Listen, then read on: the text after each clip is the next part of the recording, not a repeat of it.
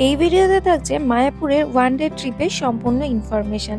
Hotel কোথায় নেবে, প্রসাদ কোথা থেকে পাওয়া যাবে, এছাড়া প্রসাদ দেওয়ার টাইমিং কি, মায়াপুরের মন্দির ছাড়া এখানে আর কি কি ঘোরার মতন আছে, সবচেয়ে কম খরচে মায়াপুর ঘোরার সম্পূর্ণ ইনফরমেশন থাকছে এই ভিডিওতে। এই যে হচ্ছে আসল যে মন্দিরটার ভেতরটা হচ্ছে এটা, এই যে দেখুন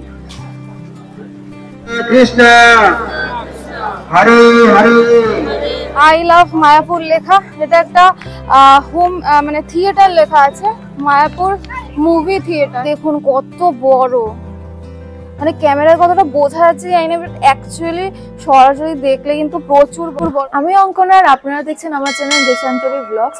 তো আমি আজকে চলে এসেছি মায়াপুরে। মায়াপুরে কিন্তু তোমরা দুই রকম ভাবে যেতে পারো, হাওড়া থেকেও যেতে পারো, শিয়ালদা থেকে যেতে পারো। হাওড়া থেকে গেলে কিন্তু তোমাদের নামতে হবে নবদ্বীপ, আর শিয়ালদা থেকে কিন্তু গেলে তোমাদের নামতে হবে কৃষ্ণনগরে। তোমরা চেষ্টা করবে একটু সকাল সকালে ওখানে পৌঁছে যাওয়ার, কারণ মায়াপুরের বেশিরভাগ হোটেলে কিন্তু 9টার সময় চেক ইন আর চেক আউট হয়। এরপরে কৃষ্ণনগর স্টেশন থেকে মায়াপুর যেতে কিন্তু আধ ঘন্টা কি 45 মিনিট মতো সময় লাগবে। এখানে যাওয়ার কিন্তু 3 রকমের অপশন আছে, একটা হলো বাস, আর একটা হলো ডাইরেক্ট টোটো, সেটা কিন্তু 50 টাকা করে ভাড়া নেবে পার হেড। এছাড়া এখান থেকে 20 টাকা টোটো ভাড়া করে তোমাদের জেটিঘাটে যেতে হবে, ওখান থেকে নদী পার করে আবার কিন্তু তোমাদের টোটো করে যেতে হবে মায়াপুর, সেটা কিন্তু নেবে 30 টাকা। এই টোটো ভাড়া কিন্তু একটু চেঞ্জ হতে থাকে, তোমাদের কিন্তু বার্গেনিং করে নিতে হবে। এরপরে 9টার থেকে 10টার মধ্যে চলে যাও মায়াপুর। মায়াপুর তো চলে গেলে এবারে বলি থাকবে থাকার জন্য কিন্তু মায়াপুর মন্দিরের বাইরে অনেক হোটেল আছে, সেগুলো কিন্তু তোমরা মোটামুটি 400-500 এইরকম কিন্তু দাম হয়। এছাড়া মায়াপুরের ভেতরে কিন্তু 100 টাকার থাকার ব্যবস্থাও আছে। এই যে তোমরা দেখতে পাচ্ছ গৌর নিতাই ধর্মশালা, এগুলোতে কিন্তু 100 টাকা করে থাকার ব্যবস্থা আছে, বেড়ার ঘর, এছাড়া কমন টয়লেট পাবে। এরপরে বলি মায়াপুরের ভেতরে যে ভবনগুলো আছে সেখানে তোমরা কিভাবে থাকতে পারো। তো এখানে কিন্তু বিভিন্ন রকম ভবন আছে, তার মধ্যে আমরা যেটা ছিলাম সেটার নাম হলো গদা ভবন। তোমরা কিন্তু আসলেই যে এখানে রুম পেয়ে যাবে সেটা কিন্তু নয়, এখানে কিন্তু প্রচুর ভিড় থাকে, তাই রুম পাওয়া খুবই মুশকিল। তার জন্য তোমাদের কি করতে হবে, অনলাইন বুক করে নিতে পারো, কিন্তু অনলাইনে কিন্তু সব ভবন দেখাবে না। 3টে ভবনই কিন্তু অ্যাভেলেবেল আছে অনলাইন সাইডে, একটা হলো গদা ভবন, কোচ ভবন এবং ঈশান ভবন। এবারে তোমাদের দেখাই গদা ভবনের একটা রুম যেটা আমি ছিলাম। তো এই হচ্ছে রুমটা। তো রুমটা আপনাদের একবার পুরোটা দেখিয়ে দিই। এই যে এখান থেকে ঢুকে এখানে একটা জানলা আছে, একটা মিরর আছে, আর এখানে এই যেরকম একটু রাখার জায়গা আছে, আর দুখানা কিন্তু বেড আছে এখানে, ঠিক আছে। এই যে একটা বেড, এটা একটা সিঙ্গেল বেড, আর এটা হচ্ছে একটা সিঙ্গেল বেড।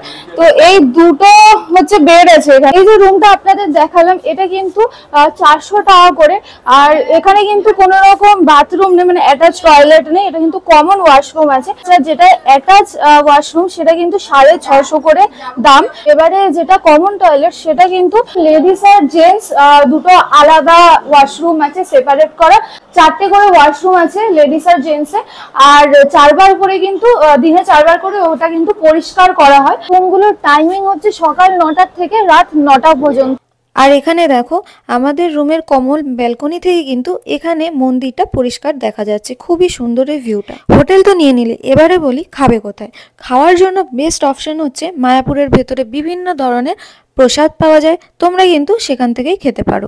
যে প্রসাদ দেওয়া হয় সেই ব্যাপারে কিছু বলে রাখি। তো এখানে মেনলি যে প্রসাদ দেওয়া হয় সেটার কিন্তু টিকিট কাটতে হবে। তো টিকিট কিন্তু আপনাদের 12টার মধ্যেই কাটতে হবে, তারপরে কিন্তু টিকিট পাওয়া যায় না। প্রসাদের কিন্তু 3 রকমের প্রসাদ আছে এখানে।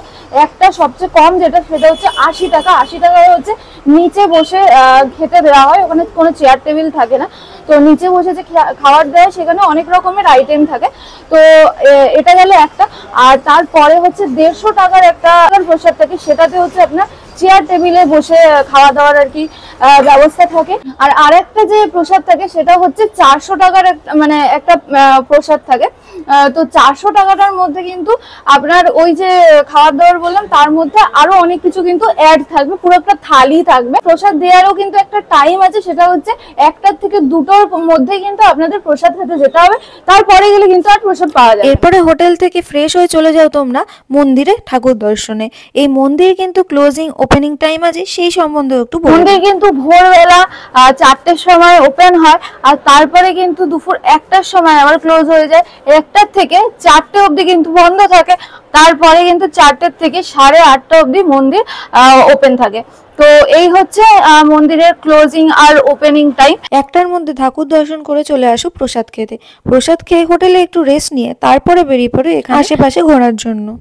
এখানের যে জিনিসটা আমার ঠিক পছন্দ হয়নি সেটা তোমাদের একবার বলে রাখি। এখানে কিন্তু নতুন যে মায়াপুরের মন্দিরটা তৈরি হচ্ছে সেইটা দেখার জন্য কিন্তু 50 টাকা করে নেওয়া হচ্ছে। এই মন্দিরটা কিন্তু এখনো ইনকমপ্লিট, তাই এর ভেতরে যাওয়া মানে টাকা এবং সময় দুটোই নষ্ট, এছাড়া আর কিছুই নয়, কারণ ভেতরে কোনো কিছুই দেখার মতো নেই। এরপরে বলি, এই রাস্তা ধরে সোজা এগিয়ে গেলে কিন্তু তোমরা এরকম একটা সাইনবোর্ড দেখতে পারবে। এখানে কোনটা কোন দিকে আছে পরিষ্কার কিন্তু তোমরা দেখে বুঝতে পারবে। এখানে কিন্তু আই লাভ মায়াপুর বলে একটা স্পেয়ার আকৃতির সিনেমা হল আছে। এখানে কিন্তু ঠাকুরের মুভি দেখানো হবে। 20 মিনিট মুভিটা দেখাবে, 40 টাকা করে টিকিট। চাইলে কিন্তু তোমরা দেখতেই পারো। একটু এগিয়ে গেলেই কিন্তু তোমরা এই মন্দিরটা দেখতে পারো। এখানেও কিন্তু ফোন আর জুতো এলাও না, তার জন্য কিন্তু রাখার জন্য একটা আলাদা ব্যবস্থা আছে ফ্রিতে। সেখানে কিন্তু তোমরা জুতো আর ফোন রেখে ভেতরে প্রবেশ করতে পারো। আর ঠিক এই জায়গাটা কিন্তু এরকম একটা বড় মার্কেট মতন আছে, প্রচুর দোকান আছে এখানে কেনাকাটা করার জন্য।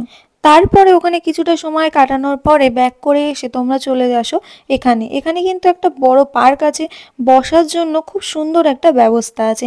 বিকেলটা এই জায়গাটা কাটাও। আর তারপরে 6টার সময় কিন্তু শুরু হয় এখানে সন্ধ্যা আরতি। এটা দেখতে কিন্তু একদম ভুলো না। এই দেখো, দেখার জন্য কত বড় লাইন পড়েছে এখানে। সন্ধ্যা আরতি দেখার পরে রাতে খাবে কোথায়? রাতে খাওয়ার জন্য কিন্তু ওখানে ব্যবস্থা আছে, মহাপ্রসাদ দেয়া হয়। মহাপ্রসাদ দেওয়ারও কিন্তু টাইম আছে, সেটা হলো রাত্রেবেলা 8টা থেকে 9টার মধ্যেই কিন্তু তোমাদের যেতে হবে। আর তার টিকিট কিন্তু আগে থেকে কেটে রাখতে হবে। আর তার পরের দিন চলে আসো সকাল সকাল গোশালাতে। গোশালাতে যাবে কি করে সেটা বলে দিই। এখানে কিন্তু একটা টোটো স্ট্যান্ড আছে, এছাড়া গরুর গাড়ি আছে। তোমরা কিন্তু যে কোনো একটাতে যেতেই পারো, 10 টাকা করে ভাড়া। যেতে 5 মিনিট মতন সময় লাগে। তোমরা চাইলে হেঁটেও যেতে পারো, 10 মিনিট সময় লাগবে সেক্ষেত্রে। গোশালাতে কিন্তু প্রচুর গরু আছে, অনেক প্রজাতির গরু তোমরা দেখতে পারবে। জায়গাটা কিন্তু খুবই ভালো, একটা অন্য রকমের এক্সপিরিয়েন্স। এছাড়া দই, লস্যি, ঘি, এছাড়া আরো অনেক কিছুই কিন্তু এখানে কিনতে পাওয়া যাচ্ছে। তোমরা কিন্তু চাইলে নিয়েই যেতে পারো বাড়ির জন্য। আর তারপরে হোটেল থেকে চেক আউট করে চলে যাও বাড়িতে। তো আমার এই ভিডিওটা আপনাদের কিরকম লাগলো অবশ্যই জানাবে কমেন্ট সেকশনে। এরকমই ট্রাভেল রিলেটেড ভিডিও দেখার জন্য কিন্তু আমার চ্যানেলটি এক্ষুনি সাবস্ক্রাইব করে দিন। আর ইনস্টাগ্রামে ফলো করতে ভুলবেন না। Thanks for watching.